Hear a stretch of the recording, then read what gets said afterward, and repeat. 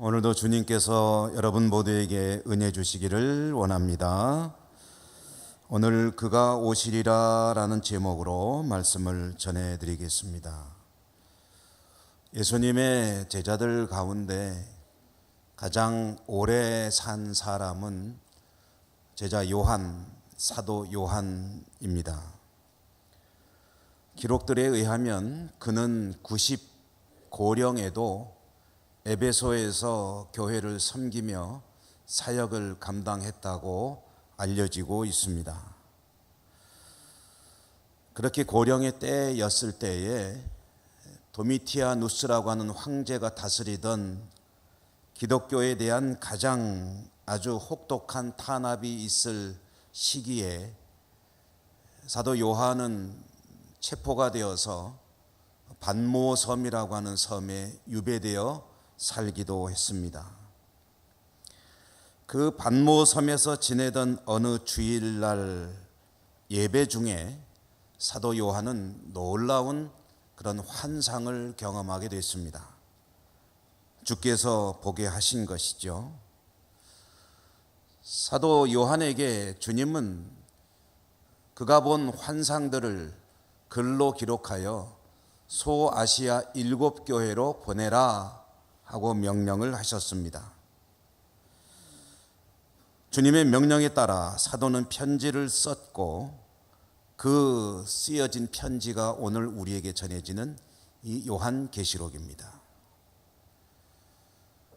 오늘 우리는 요한계시록의 가장 앞부분 서두, 편지로 친다면 인사말 부분을 짤막하게 읽었는데요.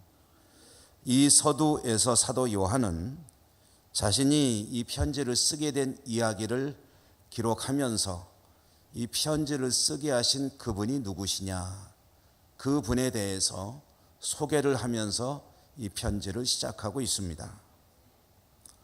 사도 요한이 전하고 있는 이 편지를 쓰게 하신 그분, 주님은 어떤 분이신가? 사도 요한은 여러 가지로 묘사를 하고 표현을 하고 설명을 하고 있는데요. 이 묘사, 이 표현, 이 설명들은 사도 요한의 주님을 향한 믿음의 고백이기도 하고 성령의 감동으로 계시되는 그런 주님에 대한 우리들의 또 이해이기도 합니다. 여러 가지로 나와 있는데 제가 하나하나 한번 말씀을 드려보겠습니다. 그분은 누구시냐? 그분은 현재와 과거와 미래에 계시는 분이시다. 죽은 자들 가운데서 가장 먼저 살아나신 분이시다. 모든 왕들 가운데 진짜 왕이신 분이시다. 피 흘려, 자기의 피를 흘려 성도들을 죄로부터 해방시키신 그런 구주시다. 아버지 하나님, 성부 하나님의 뜻에 따라서 하나님의 나라를 이루어가는 일을 하고 계시는 분이시다. 그분은 우리와 함께 계시다가 떠나셨지만 다시 오실 분이시다. 그분이 오실 때 그분은 구름을 타고 오실 것이다. 구름을 타고 오는 그분을 이 땅에 산 모든 이들은 그 광경을 보게 될 것이다. 그분은 모든 것의 처음이고 마지막이시다. 보통 헬라 글자로 알파와 오메가다라고 하는 것은 모든 것의 처음이고 마지막이라는 의미이고요. 처음도 그분에 의해서 시작이 되었고 마지막도 그분에 의해서 완결될 것이다 라는 의미를 담고 있습니다. 그리고 그분은 마지막으로 전능하신 분이시다. 사도 요한은 지금 이 글을 그대들에게 쓰게 하신 그분은 바로 이분이시다 라고 소개를 하는데 이렇게 여러 가지로 주님에 대해서 묘사를 했습니다. 1년 365일에는 52주의 주일들이 있습니다. 그 52주의 주일들을 교회는 교회력, 교회 달력이죠. 그래서 각 주일마다 절기로 지키도록 하고 있는데 교회력도 시작과 끝이 있습니다. 그 끝나는 주일이 교회력상으로는 바로 오늘입니다. 그래서 마지막 주일을 보통 왕이신 그리스도 주일이다. 그래서 그리스도께서 만왕의 왕 되심을 고백하며 예배를 드리는 날로 이 날을 지키고 있습니다. 왕 중의 왕이시요 우주 만물을 다스리시며 통치하시며 모든 것의 주인이 되시는 참된 왕이신 주님께서 이 나라를, 이 땅을 그 완전한 하나님의 나라, 주님의 나라로 만드시는 것은 그분이 다시 오실 때에 이루어지게 될 것입니다. 지금은 그 때를 향해서 가고 있는 중간 시대죠. 사도 요한은 그 주님이 다시 오실 것을 예고하시면서 오실 때에 주님이 오시는 모양까지 오늘 이 말씀 가운데서 묘사를 하고 있는데 그분은 어떻게 오시느냐? 구름을 타고 오시리라.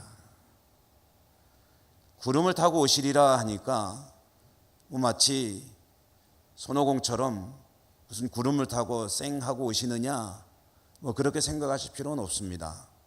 구름을 타고 오신다는 이 표현은 일종의 히브리 사람들이 하나님이 나타나시는 광경을 묘사하는 그런 표현 중에 하나이기 때문입니다. 그러니까 하나님께서 장엄한 모습 가운데, 광경 가운데 나타나실 것이다. 그런데 그분이 오실 때에 이 땅에 살았던 모든 이들이 오시는 그분을 보게 될 것이다 라는 그런 말씀을 전해주고 있습니다. 여러분, 모든 사람들이 다시 오시는 주님을 보게 될 것이다 라고 한다면 저도 볼 수 있을래나요? 여러분도 보실 수 있을래나요? 보실 것 같습니까? 못 보실 것 같습니까? 그때까지 살고 죽음의 문제가 아니라 이때에는 이 땅에 존재했던 모든 사람들이 오시는 주님을 보게 될 것이라는 이야기입니다. 자, 그런데 오시는 것을 보는 것은 어찌 보면 중요한 일이 아닙니다. 왜냐하면 누구에게나 공평하게 주어지는 일이기 때문에. 중요한 건 뭐냐면 다시 오시는 그 주님을 바라보는 모든 이들을 두 부류로, 두 그룹으로 나눌 수 있다는 이야기가 중요합니다. 두 종류의 사람들로 나뉘어지게 되는데 한 종류의 사람들, 어떤 이들은 다시 오시는 그 주님을 영광 가운데 맞이할 것이라. 또 다른 한 종류의 사람들은 오늘 성경에 보니까 애곡하며 맞이하게 될 것이라 이렇게 표현을 하고 있습니다. 어떤 이들이 영광 가운데 다시 오시는 주님을 맞이한다는 것은 무슨 소리겠습니까? 오는 게 좋은 거예요. 주님이 오시는 게. 주님이 오시는 것이 너무나 기다려지던 일이고 그렇게 자신들의 기다림 가운데, 믿음 가운데 기다리고 기다렸던 그 주님이 오시는 것을 보면서 나의 믿음과 나의 기다림과 그동안의 나의 인내와 나의 모든 수고가 조금 더 헛된 것이 아니었다는 것을 확인하게 되니까 영광 중에 찬양과 경배를 드리며 오시는 그분을 맞이한다라는 이야기입니다. 이런 이들이 있는가 하면 어떤 이들은 보니까 애곡을 한다. 조금 원색적으로 표현하면 땅을 치고 통곡하며 맞이한다라는 이야기입니다. 땅을 치고 통곡하는 이들은 왜 그러는 걸까요? 오늘 성경에 보면은 땅을 치고 통곡하는 이들의 대표 선수들이 언급이 되고 있습니다. 어떤 사람들입니까? 그를 찌른 자들도 보게 될 것이다.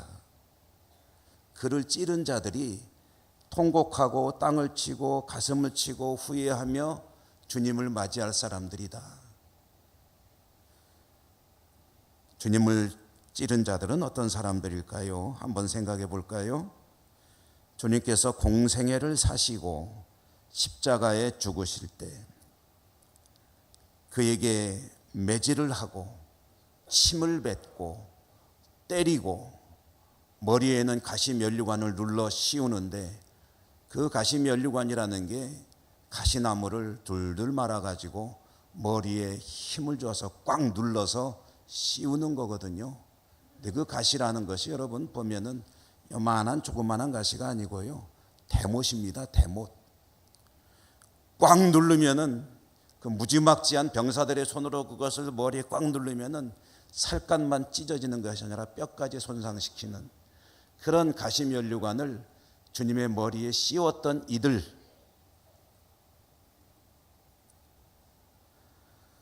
십자가에 달려 죽으시는 주님을 향해서 또한 계속해서 침뱉고 채찍질하고 모욕했던 그들, 죽었나 살았나 확인한다고 창으로 옆구리를 찔렀더니 이와 같이 앞장서서 주님의 신체에 위해를 가한 이들 뿐 아니라 그 뒤에 숨어서 이 모든 일들을 조종하고 어두운 가운데서 이빨을 드러내고 웃으며 주님의 십자가를 진두지휘하고 또 음모로 진행시켰던 이들, 주님께서 부활 승천하신 이후에 성령이 임하시고 교회가 세워졌을 때 교회를 잔혹하게 박해하며 예수 그리스도를 믿는 이들을 사자밥을 만들고 매달아 길거리를 밝히는 횃불로 사용하고 수많은 믿음의 사람들의 생명을 해했던 그 박해자들, 그들이 주님을 찌른 자들이 아니겠습니까? 오늘날에도 찌른 자들이 있을까요? 현대에는 그런 사람들이 없는 걸까요?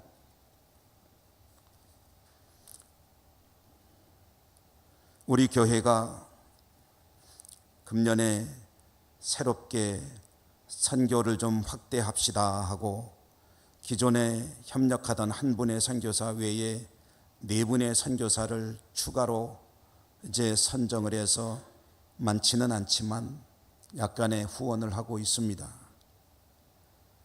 4분의 선교사를 후원하던 중에 최근에는 몽골에 가 계신 정남준 선교사, 이분이 저한테 전화를 하셨어요.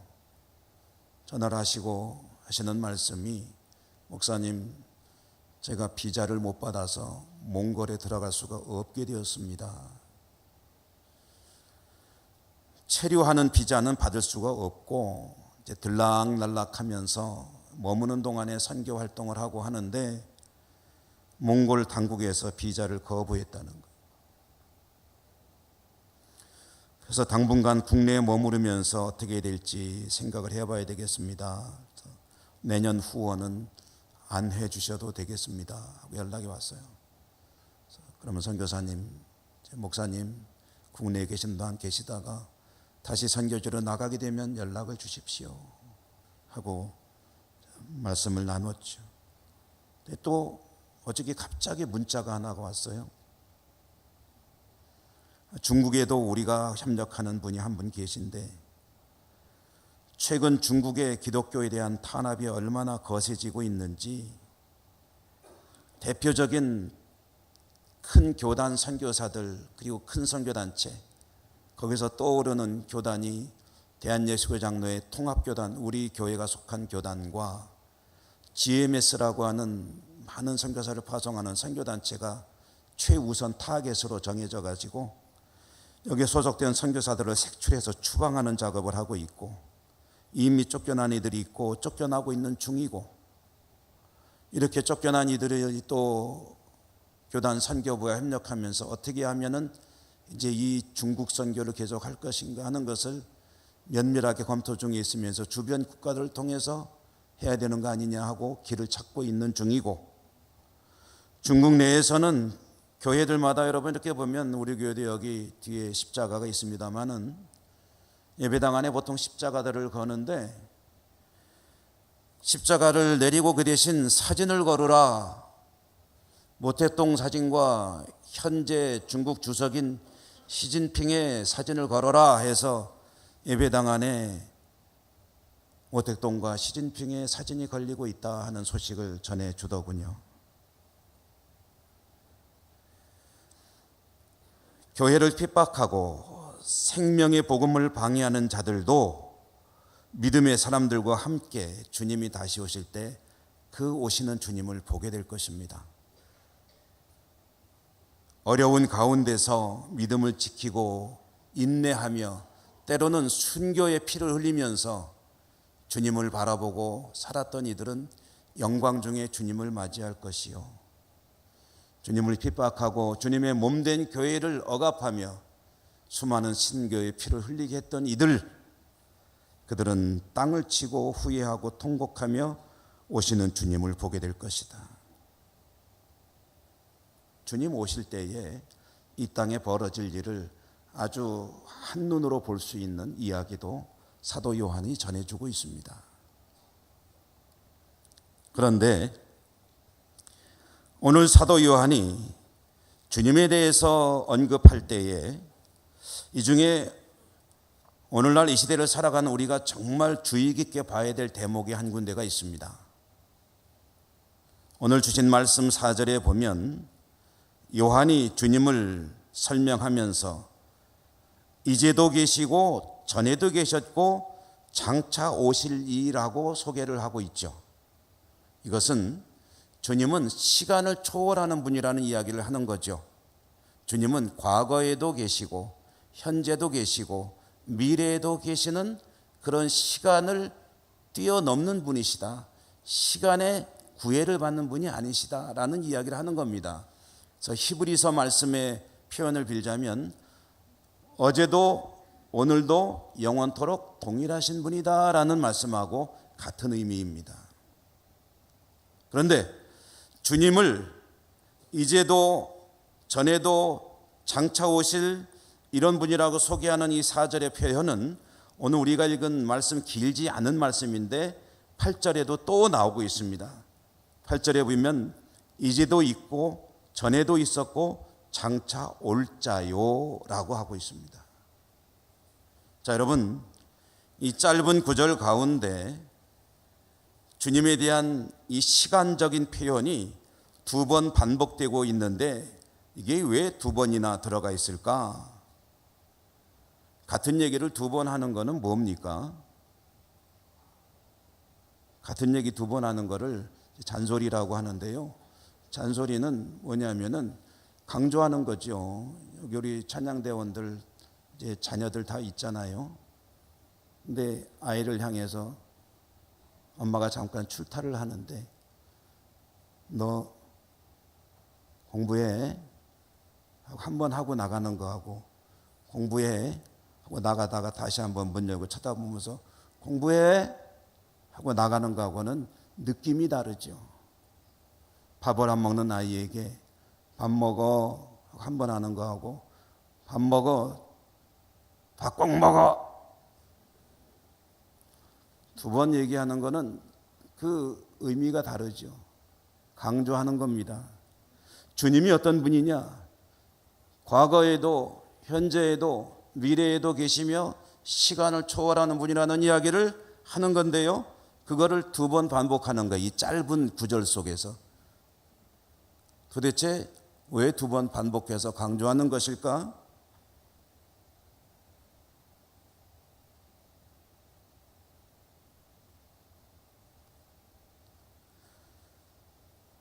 오늘 이 대목을 특별한 의미를 가지고 한번 들여다볼 때에 조금 이상한 부분을 느끼게 되는데요. 여러분, 시간은 어디에서 어디로 흘러갑니까? 너무 쉬운 질문인데 갑자기 여쭤보니까 저게 무슨 꼼수가 있나 함정이 있나 해가지고 어렵게 느껴지시죠? 시간은 어디에서 어디로 흘러갑니까? 시간은 과거로부터 해서 미래로 흘러가죠. 물은 높은 데서 낮은 데로 흘러갑니다. 시간의 순서는 과거, 현재, 미래 이렇게 되어 있죠. 그러면 주님을 묘사할 때 어떻게 말하는 게 맞습니까? 전에도 계셨고 지금도 계시고 장차 오실 분이라고 해야 맞죠. 그런데 오늘 성경에 보면 2번이나 똑같이 이제도 계시고 전에도 계셨고 장차 오실 이라고 먼저 현재를 이야기하고 그 다음에 과거를 이야기하고 그 다음에 미래를 이야기하고 있습니다. 왜 그랬을까요? 실수일까요? 아니면은 아무런 의미가 없는 걸까요? 왜 이렇게 한 걸까요? 시간의 흐름을 무시하고 왜 지금도 전에도 앞으로도 계실 분이라고 순서를 매겼을까요? 그냥 무심코 쓴 것이라고 넘어가면 아무것도 아닐 수 있습니다. 그러나 우리는 어떤 믿음의 고백을 가지고 있습니까? 성경은 한 글자 한 글자 하나님의 영이 기록하는 이들을 감동해서 기록하게 한 하나님의 말씀이므로 여기에 의미 없이 들어간 글자는 하나도 없고, 또 순서가 혹시 그렇게 됐다면 거기에도 하나님의 뜻이 들어있다. 그렇게 일단 의심을 하고 본다면 도대체 왜 바꿔놓으셨을까? 왜 과거, 현재, 미래가 아니라 현재, 과거, 미래로 순서를 바꿔놓으셨을까? 아니나 다를까 성경을 꼼꼼히 연구하는 학자들의 연구 결과에 의하면 여기에는 특별한 의미가 있다고 합니다. 그게 뭐냐?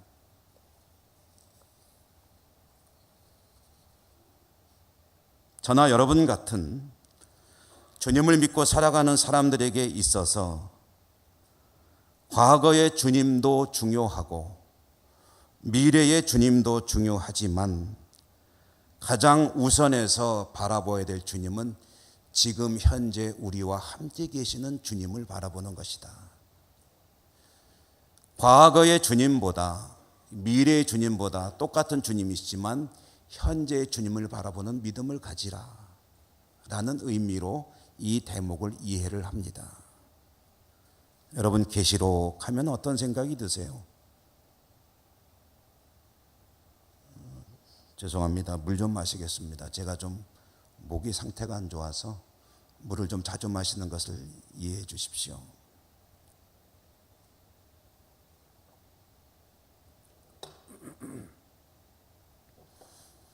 한때는 요한계시록 하면은 금서처럼 여겨지던 분위기의 시대가 있었습니다. 요한계시록 하면 시한부 종말론과 연결이 되면서 보통 정통 교회에서도 왠지 이 요한계시록 설교하는 것을 꺼려하던, 설교자들이 다루기를 꺼려하던 그런 때가 있었습니다. 그렇습니다. 계시록 하면은 미래 이야기가 많이 나옵니다. 주로 앞에 있을 이야기, 앞으로 벌어질 이야기들을 많이 다루고 있습니다. 주님에 대해서도 장차 주님 오신다, 앞으로 주님 오시면 이런 일이 벌어질 것이다, 다시 오실 분이다 라고 얘기를 하는데 결국은 시선이 자꾸 어디로 집중이 되느냐면 미래로 집중이 됩니다. 앞으로 벌어질 일, 장차 일어날 일,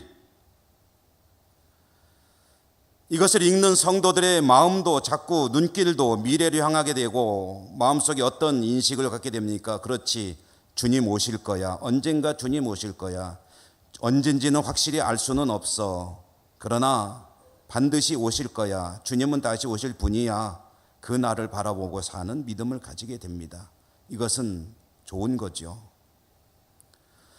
그렇게 미래에 오실 주님을 바라보며 살아가는데 내 삶까지도 미래에 두고 살아가는 것은, 그것은 자칫하면은 조금 문제가 있을 수가 있습니다.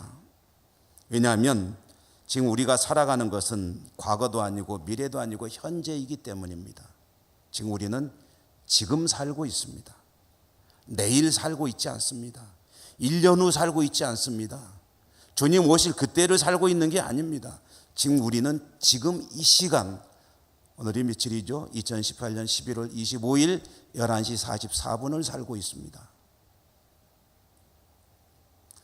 미래만 바라보고 자꾸 눈을 돌리다 보면은 무심코 어떤 신앙 행태를 가질 수가 있게 되느냐 하면은요, 뭐 안 그러신 분들도 있습니다만은 자칫하면 그렇게 될 수도 있다는 이야기입니다. 그래, 앞으로 그렇게 될 거니까 나도 앞으로 잘 해야지. 앞으로 잘 하면 되지. 그때까지 잘 준비해야지. 지금은 내가 좀 많이 바쁘니까, 내일부터 또는 기회는 얼마든지 있으니까 오늘 지금 여기서는 아니어도 나는 언젠가 오실 주님을 믿어. 그러니까 나도 언젠가부터는 깊은 믿음, 굳은 믿음으로 잘 할 수 있을 거야. 그리고 그때부터 해도 늦지 않아. 미래지향적이라고 표현하기에는 좀 곤란한 그런 자세를 가지고 살 수도 있다는 얘기입니다. 이것은 미래지향적이 아니라 미래회피적이라고 해야 되겠죠. 여러분, 우리가 살아가면서 믿음뿐이 아닙니다. 모든 일이 다 그렇습니다. 앞으로 잘해야 되겠다는 생각은 누구나 합니다. 건강관리, 참 이런 말씀드리기 죄송합니다만은 나 앞으로 언제까지 살지 모르지만 이제 운동할 거야. 잘할 수 있어. 잘할 거야. 라고 얘기지만 지금 당장 여기서부터 건강을 위해서 독하게 마음을 먹고 관리하는 분들은 많지 않습니다. 공부하는 학생이 내가 언젠가 대학 입시를 보겠지, 수능을 보게 되겠지, 또는 무슨 어떤 과정을 겪게 되겠지, 이제 그때 잘해서 해야지라고 막연하게 생각은 하지만 그때를 위해서 지금 이 자리부터 여기서부터 열심히 공부를 해야 돼라고 다짐하고 시작하는 사람들은 생각보다 많지 않습니다. 무슨 이야기냐? 믿음도 그렇다는 이야기입니다. 앞으로 잘하겠다는 생각하지 않는 분은 아마 별로 없으실 겁니다. 여기 계신 여러분 모두에게 앞으로 나 믿음 생활 정말 잘할 거야. 주님 잘 믿을 거야. 나는 생각은 하지만, 그래서 미래를 준비는 하지만, 그러나 지금 이 자리에서 내가 주님을 위해 이걸 할 거야. 이거 반드시 해야지. 라고 생각하는 분들은 생각만큼 많지는 않다는 거예요. 사도 요한은 그것을 의식하면서 주님을 이렇게 묘사하고 있습니다. 주님은 과거에도 계셨고 미래에 오실 분이야. 그러나 그 주님은 지금 우리와 함께 여기에 계신 분이야. 지금 여기에서 믿음을 지키는 것이 미래를 준비하는 일이야. 그러므로 믿음의 형제들이여, 그대들은 장차 오실 주님을 통곡하며 맞이하지 않고 영광 중에 맞이하기 위해서 지금 그대들이 처해 있는 그 자리에서 믿음을 지키라. 믿음을 지키라. 믿음대로 행하라. 주님과 함께 살아가라. 주님과 함께 동행하는 삶을 살라. 지금 그 자리에서 이 이야기를 하고 있는 것입니다. 로마의 핍박은 너무나도 거세고 두렵습니다. 그러나 만왕의 왕이신 주님은 반드시 오실 것입니다. 그러므로 그날의 주님을 바라볼 때에 애곡하며 바라보지 않고 영광 가운데 영접하는 승리의 백성이 되길 원한다면 내일이 아니라 오늘 주님 앞에서 믿음의 삶을 살아야 한다. 사도 요한은 그 이야기를 주님은 지금도 계시고 어제도 계셨고 장차 오실 분이라는 이 말 속에 다 담아서 전해주고 있는 겁니다. 오늘 말씀에 보면은 주님은 장차 오실 분이라고 그랬는데 이 말씀 속에도 사실은 굉장히 중요한 의미가 들어있습니다. 장차 오실 분이라는 그런 표현을 그렇게 이해를 하면은요 굉장히 막연해요. 언젠가 오시겠지. 맞아. 나는 그걸 믿고 있어. 장차 오실 거야. 라고 생각하지만 이 오실 이라는 이 말의 정확한 번역은 이제 헬라 말을 우리말로 번역한 거잖아요. 정확한 번역은 오실 이라고 하는 것은 조금 의미가 좀 다릅니다. 뭐라고 해야 되냐면 그분은 오고 계시는 중이다라고 해야 됩니다. 오고 계신다. 오고 계신다는 것과 오실 것이라는 것은 전혀 다른 이야기죠. 오실 것이라는 건 언젠가 출발하겠지 뭐지만 오고 계신다는 건 이미 출발하셨다는 이야기예요. 오시는 게 기정사실입니다. 그런데 좀 스피드가 느리신 것 같아요. 구름이 성능이 안 좋으신지 어쨌든 늦게 오세요. 그러나 출발하셨어요. 지금 오고 계신 그분을 이제 맞이할 때가 있을 터인데, 그때 애곡하며 통곡하며 맞이할 것인가, 아니면 영광 중에 그분을 맞이할 것인가. 믿음으로 인하여 고통 중에 있는 믿음의 형제들이여, 지금 그대들이 서 있는 그 자리에서 믿음을 지키라. 주님 오고 계신다. 이 이야기를 전해주고 있는 겁니다. 여러분, 오늘날도 믿음의 행보를 옮기는 것이 쉽진 않은 시대입니다. 참 우리가 바쁘게 살고 있죠. 주님 앞에 바르게 살고 살아야 되겠다는 마음은 있지만 몸이 안 따라줄 때도 많죠. 그렇지만 이런 생각은 하지 마십시다. 내일부터는 잘해야지. 내년부터는 잘해야지. 앞으로 언젠가는 나도 믿음 생활 투철하게 하겠지. 예배도 안 빠지고 잘 다니겠지. 성경도 읽고 기도 생활 잘할 수 있겠지. 언젠가 그렇게 되겠지. 이것은 주님을 기다리는 사람들이 취해야 될 태도가 아니라는 얘기를 하는 거예요. 영광 중에 주님을 맞이하길 원한다면 지금 그대들이 서 있는 그 자리에서 믿음을 지키라. 하나님 말씀대로 살아라. 그것이 다시 오실 주님을, 지금도 오고 계신 주님을 맞이할 준비를 하는 성도의 삶이다. 여러분에게 그 은혜가 풍성하시기를 주님 이름으로 축원합니다. 은혜로우신 하나님 감사합니다. 그렇습니다. 지금도 오고 계시는 주님, 그 주님을 저희들은 영광 중에 영접할 수 있기를 원합니다. 연약하고 부족하지만 믿음을 지키고 지금 서 있는 이 자리에서 하나님 영광 위에 살아갈 수 있도록 은혜와 은사도 더해 주시고 용기와 힘도 더하여 주옵소서. 예수님 이름으로 감사하고 기도드립니다. 아멘.